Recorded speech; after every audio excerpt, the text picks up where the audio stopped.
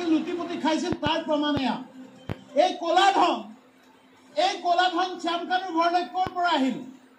শ্যামকানু মহন্তৰ বাসগৃহত এনেকুৱা টকাৰ পাহাৰ ক'ৰ পৰা ওলাল?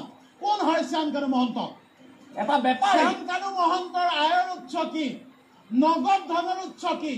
চৰকাৰৰ পৰা টকা পায় ৭৭ লাখ টকা ডনাৰ মিনিষ্ট্ৰীৰ পৰা 2023 চনত ভিয়েটনামত নৰ্থ ইষ্ট ফেষ্টিভেল পাতিবৰ বাবে সেয়া নগদ পাইছে, তাৰ হিচাপ দিছে। এই নগদ টকাবোৰ ক'ৰ পৰা আহিল? কাৰ টকা কাঢ়ি খাই এনেদৰে তুমি তোমাৰ ঘৰত জমা কৰি থৈছিলা? এয়া শ্যামকানু মহন্ত অলপ সময়ৰ আগতে ফেচবুকত আহি ডাঙৰ ডাঙৰ লেকচাৰ মাৰিছে। তেওঁ নিজৰ বাবে ন্যায় দাবী কৰিছে, যি সময়ত সমগ্ৰ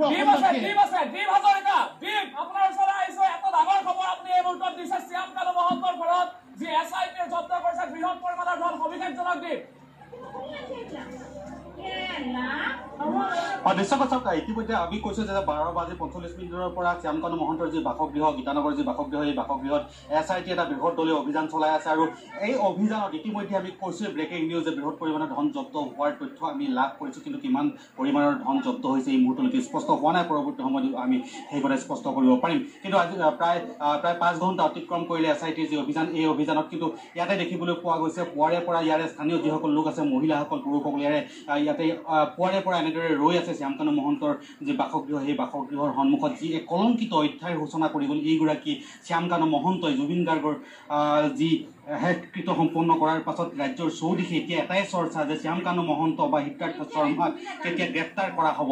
এই প্ৰসংগক লৈ কিছু সময় পূৰ্বে ইতিমধ্যে যে জনাইছোঁ যে DYTC ছাত্ৰসকলে দেখিছে যে শ্যামকানু মহন্ত এটা ফেচবুক পেজ আমাৰ সংবাদ দীপক লাইনত ৰাখক, দীপক লাইনত ৰাখক, দীপ হাজৰিকা লাইনত থাকক।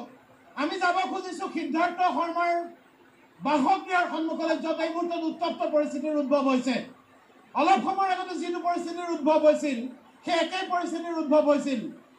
এফালে শ্যামকানু মহন্তৰ ঘৰত SITৰ দল, শ্যামকানু মহন্তৰ বাসগৃহৰ বাহিৰতো হাজাৰ হাজাৰ জনতা সমবেত হৈছে। আৰু এই সিদ্ধাৰ্থ শৰ্মা নামৰ দালালটোৰ ঘৰতো দুটা দালালৰ ঘৰত, এটা দালালৰ ঘৰৰ বাহিৰত হাজাৰ বিজাৰ জনতা, আনটো দালালৰ বাসগৃহত সংস্কৃতিৰ দালাল তথাকথিত উদ্যমী এণ্টাৰপ্ৰেনৰ শ্যামকানু মহন্তৰ বাসগৃহত এতিয়া দমে দমে টকা ওলাইছে। SITয়ে বান্ধিলে টকা উদ্ধাৰ কৰিছে।